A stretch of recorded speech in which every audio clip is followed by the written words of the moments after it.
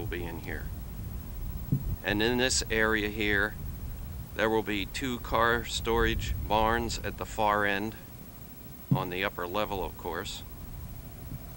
And over here will be the roundhouse, turntable, and all the steaming bays.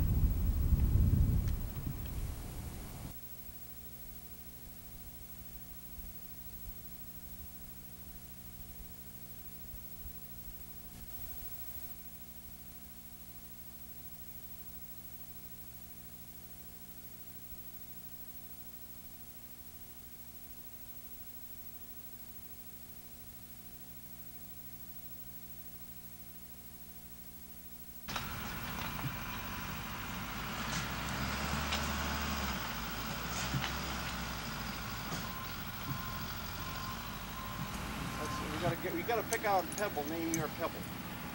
Because we have Chad's pebble and we have Rusty's pebble. Now we got to have Ben's pebble. Okay, when you find one and you let us know which one you want your name on. And, this is the form for the transfer table.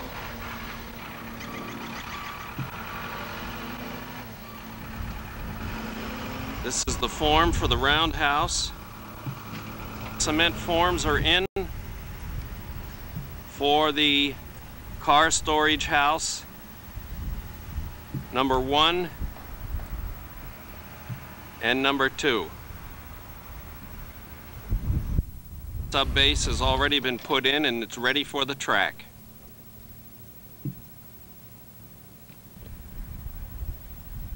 And this is the single track main line going off into the woods. Upgrade. This is branching off from the junction where the trains will come out of the station. You can see the cut through solid limestone.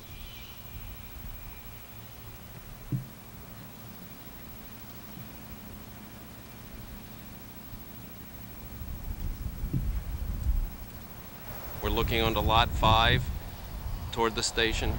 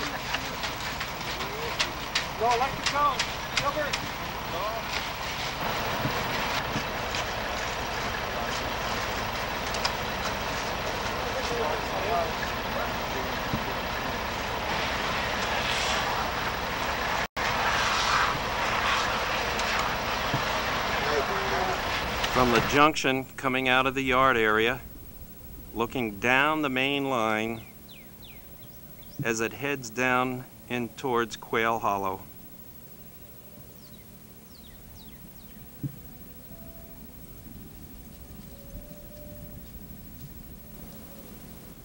The sweeping curve halfway down the hill goes on to another very gentle S curve until it makes another sweeping curve to the right. We have this beautiful pasture of bluebonnets, cedars, and live oaks.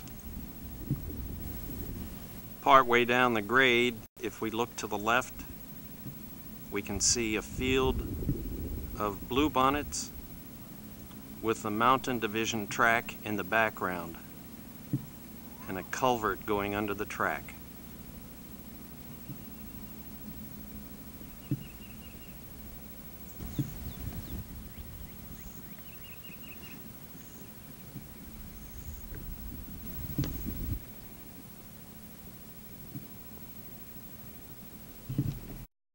Main line going off to the right here.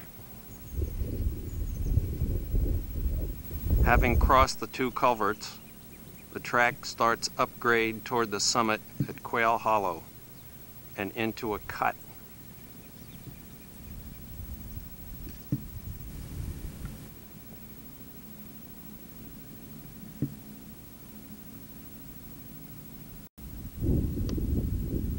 Continuing downgrade from the station at Quail Hollow Summit, the main line goes down about a 0.5 to 3/4% grade. Down in the valley, the main line swings to the left and makes 2 graceful S curves with an 85-foot radius. As the main line has bottomed out in the valley, it starts the 1.5% climb up the mountain division, along the ravine that you can see in the distance. The other main line track heading down grade. It will continue its climb up grade as it heads along the ravine here until it gets down far enough into the ravine and high enough to cross the ravine from the main junction.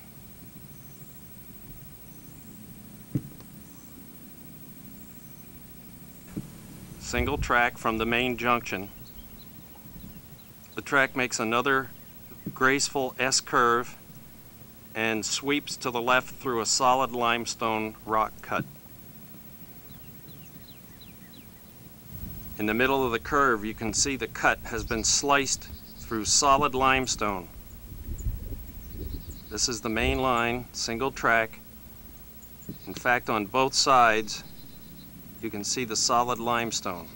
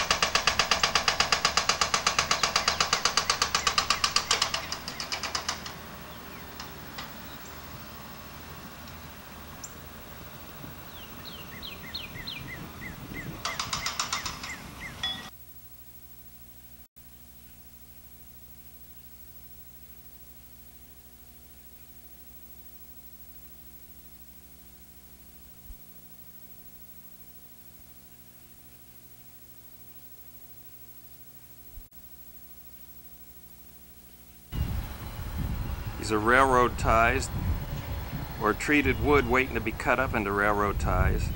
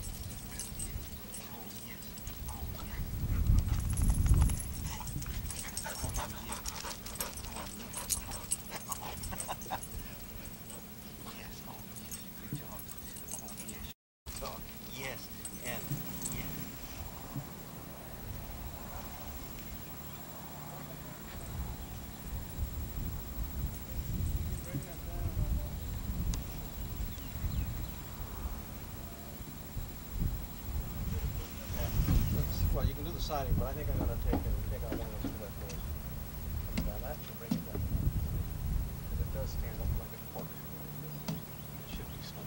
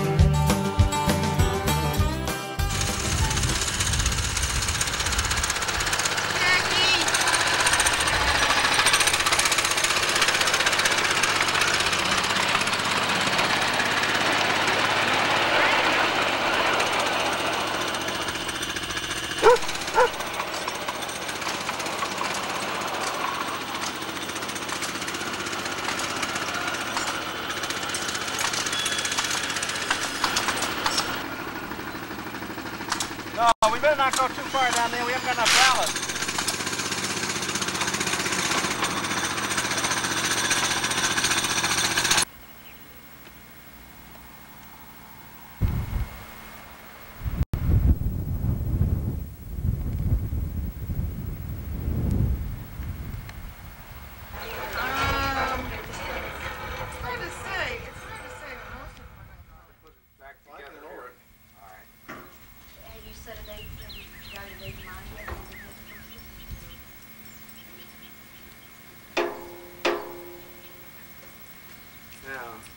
And I'll raise it again.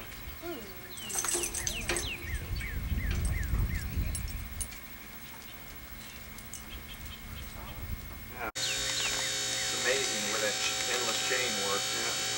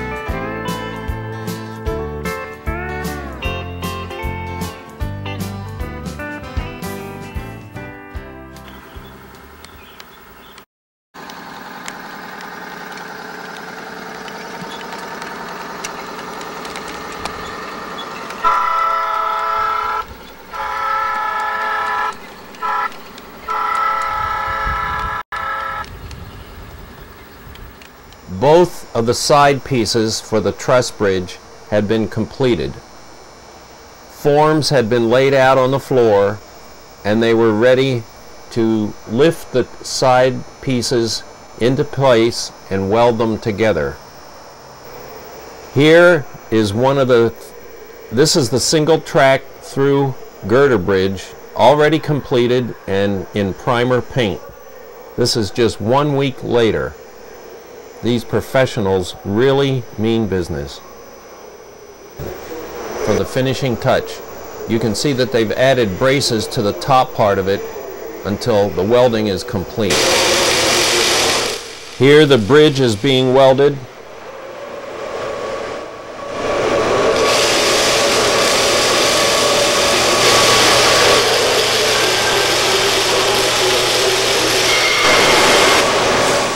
The overhead cranes are getting into position. It will take 2 cranes to lift each side.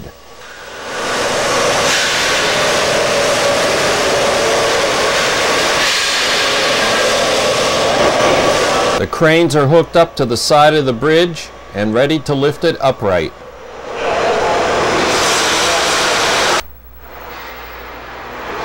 The lifting has begun.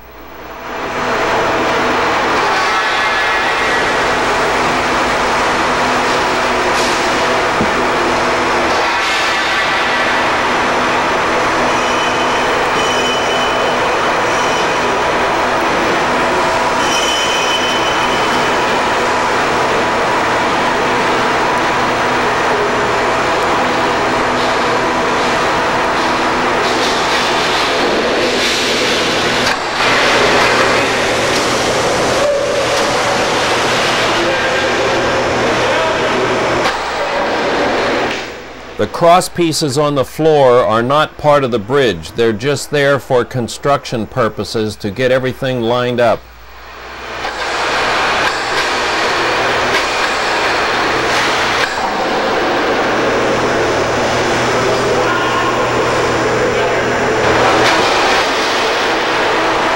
And the other side is being lifted.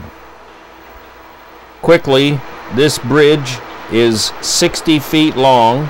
It will be 12 feet 6 inches high and 7 feet 6 inches wide.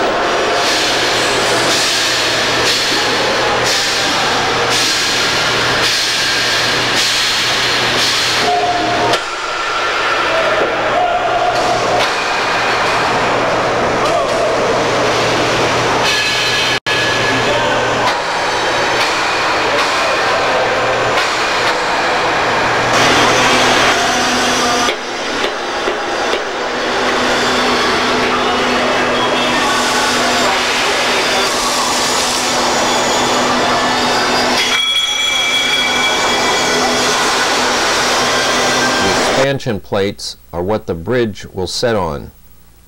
They're composed of 2 layers of steel with a Teflon type material in between. Here are the expansion plates already installed on the far abutment. At 7:15 a.m. on Friday morning, January 11th, the crane arrived that is going to be lifting the bridges into place. Here we see the crane negotiating the railroad crossing just south of the lower junction to get down into the valley next to the creek where the first girder bridge will be placed. Meanwhile, the truck carrying the 2 girder bridges is maneuvering into position. He's backing up here onto the grade crossing just beyond the station so that he can back in to position for the crane to lift the bridges from the flatbed. Coming straight back. Slow down, slow it down, slow it down, bring it back. Come on, easy. You got it, you got it. Come on, man. Okay, now straighten your truck up. Straighten your truck up. There you go, Jack. Got it, man. Come on. You're good. Keep your wheels straight in front. There you go. Right back. There you go.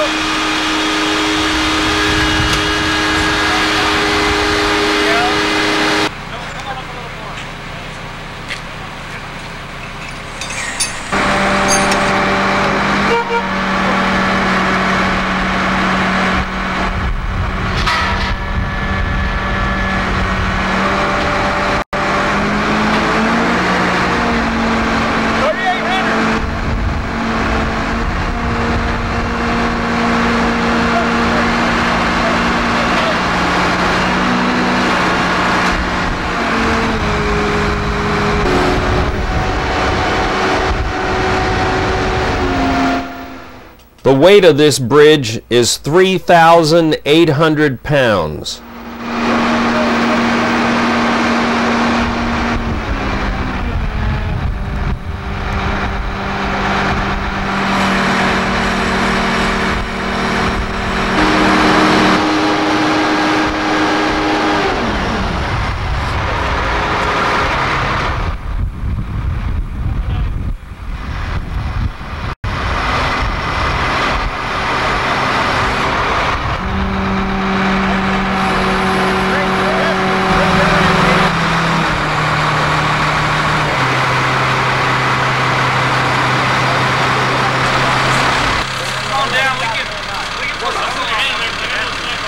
With the bridge finally in place, a welder welds the bridge onto the top expansion plate. Now we go to where the other two bridges are going to be placed. You'll notice that all the expansion plates are in place, and there have been two alignment strings strung across from the far abutment to this abutment in the lower part of the screen. You can barely see the strings. He's going through the water there. It's a shallow stream. At least it is now. At times it's very deep. At times it's dry.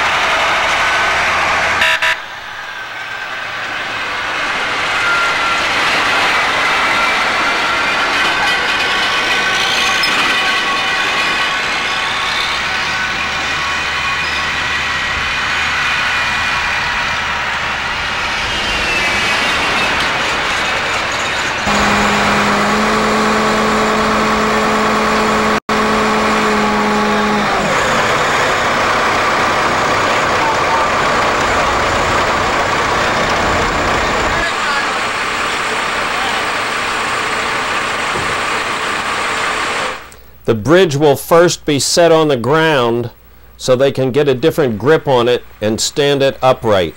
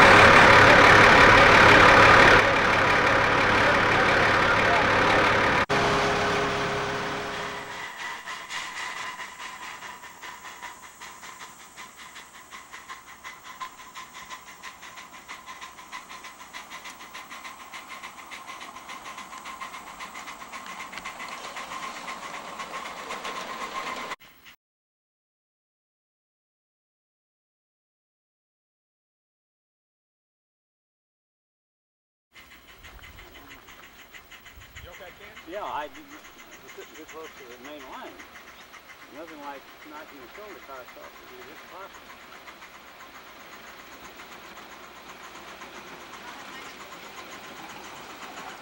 I'm gonna go beyond.